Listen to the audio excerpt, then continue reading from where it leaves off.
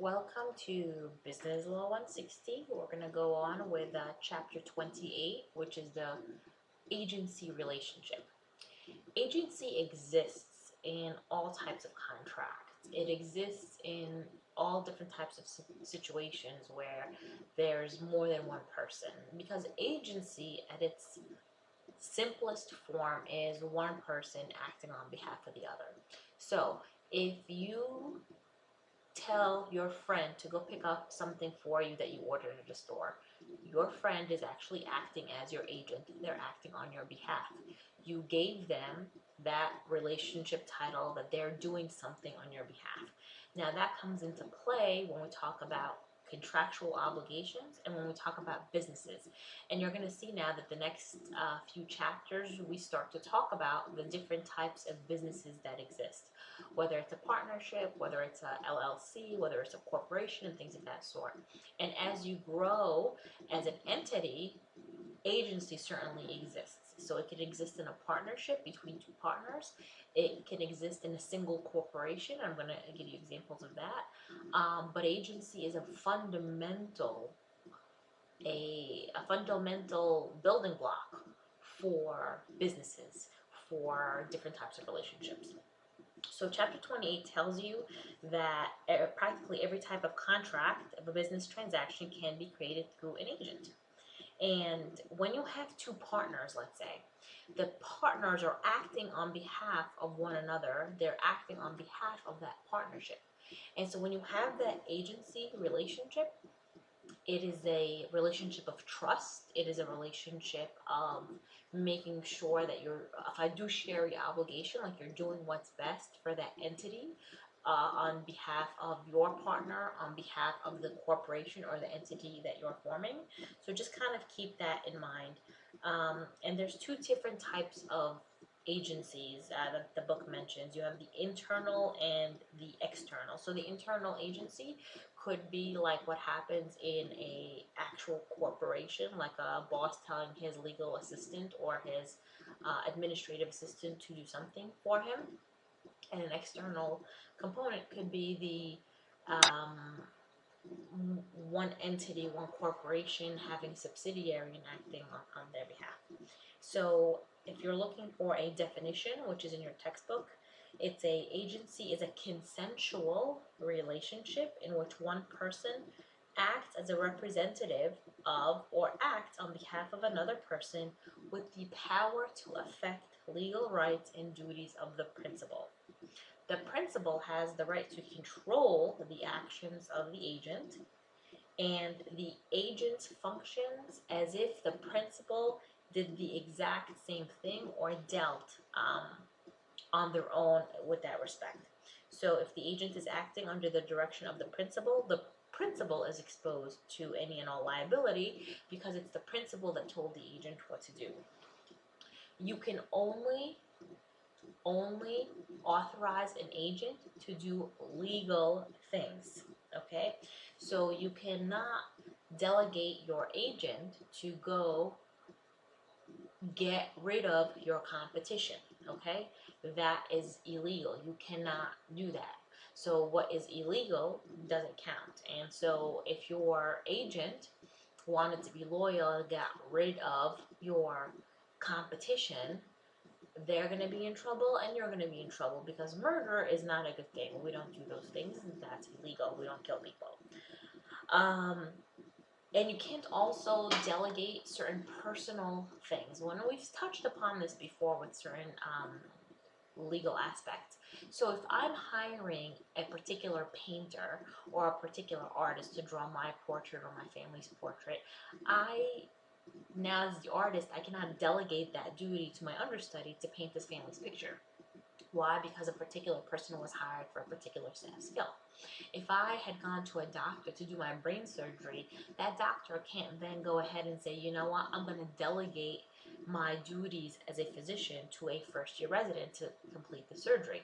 So there are some things that cannot be delegated, cannot be given to an agent, but a lot of things are. So when you're thinking about it, ask yourself, does this make sense? Is this something that can be delegated, or and accepted, or will there be a problem? Or if my boss delegates something to me, is there a problem with that?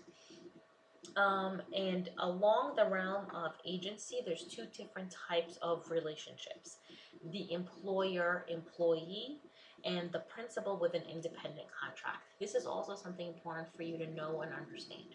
When we talk about an employer-employee relationship, think about it as control, okay? The level of control.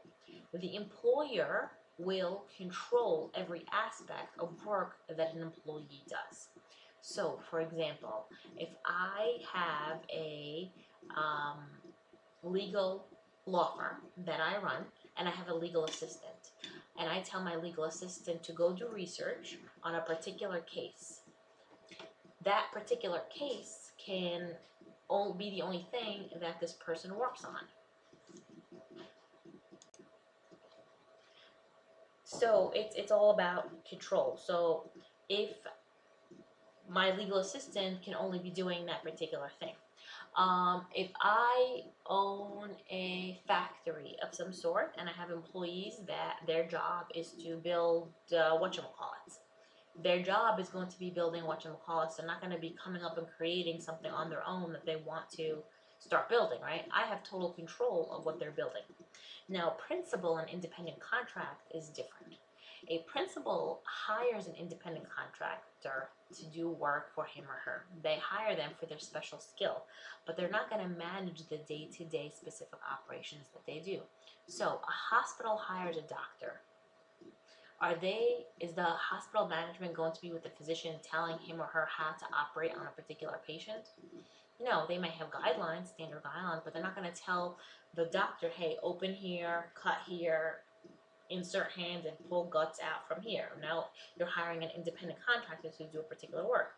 If you're having a construction building and you hire a contractor, you as a person, you're going to be paying that contractor to build a building and to do it the right way.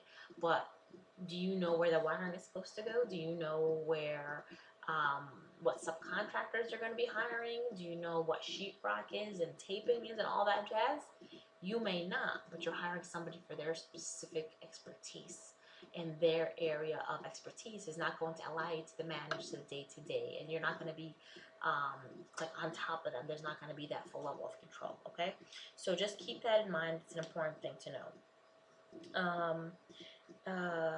Also, one of the kind of also important things to know, a principal is liable for the torts of their employees within the scope of employment. And usually that is not the case when we talk about independent contractors. So if an employee messes up, like my legal assistant messes up, I'm going to be responsible. But when it's an independent contractor, they may actually be able to, for a tort, they may be able to adhere to whatever mistake that they made. They would be responsible for it, not necessarily the person who hired them. Creation of an agency. How do you create an agency?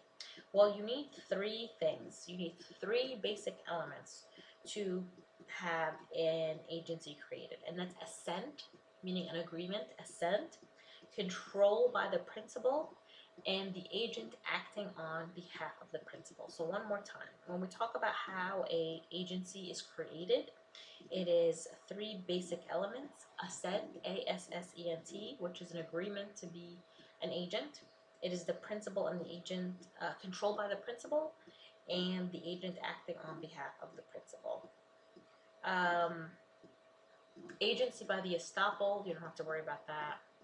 We're not going to go into that this semester. Also, one of the other things is that the scope of employment. Scope of employment is an interesting doctrine, right? So let's say I am in a house and my job is to paint the house, and I own a painting company, and I have a painting truck, and I have employees that work for me, and we are at a job, and I told my employee who works for me, take the company van and go to point A to pick up more paint because we ran out of paint. So my employee takes the company van And rather than going to point A, they go to point B to pick up their dry cleaning so they don't have to do it later after work. Now they go to point B, they pick up their dry cleaning. On their way out of the parking lot of point B, they get into a car accident. Who's responsible for that car accident? Who's going to have to pay? Is that going to be the employer? Is it going to be under my insurance? Or is it going to be the person? Well, my argument as the employer would be, even though they're driving the company van, they acted outside the scope of employment. I did not authorize him or her to go pick up paint at the other side of town. They were supposed to go to point A and pick it up. They were not supposed to go to point B. So that would be the argument I make. So liability would be covered as long as the employee is within their scope of employment. There are no particular formalities that are needed, whether in oral or in writing. However, if you're going to be an agent for somebody for more than a year, then it does have to be reduced in writing. And if somehow land is involved, then again, that also has to be in writing. Think back to things we've spoken about before. Okay, power of attorney. You've probably all heard the term power of attorney, especially with everything going on now. What is a power of attorney? A power of attorney is simply a document that allows someone to act on behalf of somebody else. So, parents often become the principals, and they recognize that as they get older, they may not be able to accomplish their same goals. They may not be able to do everything for themselves. Go to the bank, make deposits, write out bills, buy stock, sell stock, whatever. And so they need somebody to help them. So they designate an agent, typically their children, one at one time, like a stepping one cannot act than somebody else. So an agent acts on behalf of the principal. Now when we have our power of attorney, there's actually been case law, this is not in your textbook, in New York, that says a power of attorney has to be used for the good of the principal. Because what was happening, people who were becoming agents were using the power of attorney document as their own piggy bank. It's not your money. It's not your money. So even if you become an agent for somebody else, it's not your money. You're not supposed to be tapping into it to do whatever you want just because you're an agent. It's not your money. So anytime you become an agent in a POA, then you are responsible for doing things on behalf of that principal. And a power of attorney would generally not be good anymore if that person becomes incapacitated, certainly if they are dead. A power of attorney extinguishes that death in the United States of America, and many times if that person becomes incapacitated, if they're no longer, if they're in a coma, then it could potentially also be invalid at that point. However, if you make it a durable power of attorney, then it is valid when somebody's under a capacity in a coma or something like that. Then a durable power of attorney still allows an agent to act on behalf of their principal. That is a very important distinction, and it could be what certain families are looking to do to safeguard assets right around moments of death. Don't worry about that. Okay, what are the duties of an agent to a principal? So if you're the agent, what are your duties to a principal? You're a fiduciary. You have to be honest. You have to be obedient. You have to exhibit good conduct, diligence, loyalty. You have a duty to inform and a duty to account. You are working for this person. You can't screw them. So you have to be doing things in their best interest. Now, it's for that working for somebody, but don't forget what I said at the beginning about agency. Agency applies to partnerships. So when you have a partnership and two people are partners with one another, they're both agents for each other. Both of them are wearing that same hat. They're agents for the partnership itself, and they're agents for each other. So you have to act with the utmost loyalty. You can't have a business deal that really belongs to this partnership and you try to screw your partner and take it for yourself on the side because you have your own little side thing. No, that's not loyalty. That's not a fiduciary responsibility, and you can actually be sued, and you would lose on that. So kind of keep those things in mind, and that's why the book also talks about the conflict of interest. If you have, let's say, you work in a real estate firm, and you and a partner started a real estate business, and you solicit people so you can like sell their houses so you can get commission, and you had met this person at a party that your partner had taken you to, and you think to yourself, hey, listen, you know what, I don't want to go through the partnership, I want to be able to do this on my own so I can get full commission, I don't have to share it with my partner. Well, unless you get your partner's consent to do that, you are liable, because that is screwing your partnership. You're not acting dutiful to your partner, to the entity that was formed. So just keep those things in mind. You cannot, bottom line, you can't screw your partner. You're going to be penalized for it. Also, you have a duty not to compete. You have a duty of not misappropriating funds. Again, it's being honest. It's doing what's best for the company, for the entity, for the partnership. And what are the duties of a principal to an agent? So when we have that principal to agent relationship, what are the duties?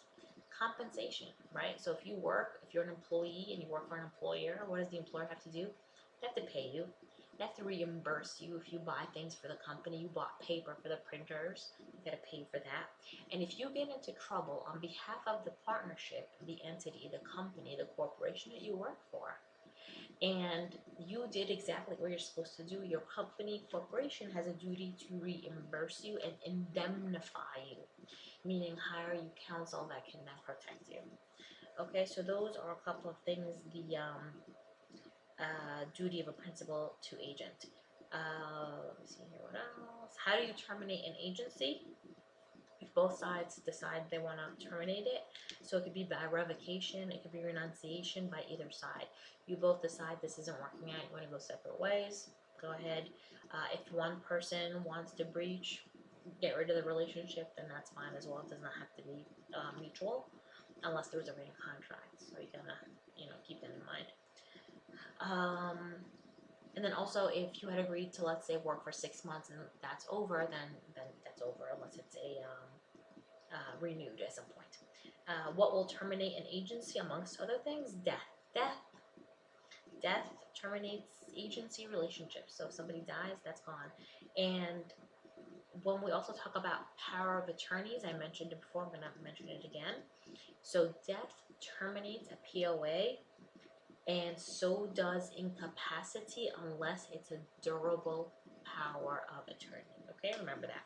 So that concludes everything I want you to know for Chapter 28. We're going to move right along to Chapter 29, which is also for today, but I'm just going to make it as a new chapter. And yeah, that's it.